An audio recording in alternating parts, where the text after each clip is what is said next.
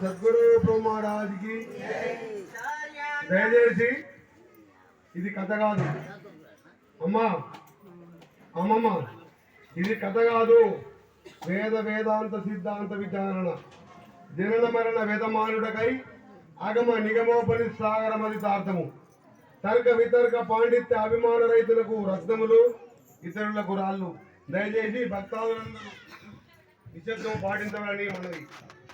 చాల్యన్యం చట్రతోపేతం పంచభక్షాది సంయుతం నైవేద్యం దేవదద్మగ్ర సంవిశ్రం ప్రతిగృహ్యతాం పంచభూతాంశముల పరిపక్వవేద అరువిరములాయి భూత పట్టిలోన వైశనరుడవై జడలమున వాసమై ఆరగింతో జన్మంబు నరుదినంబో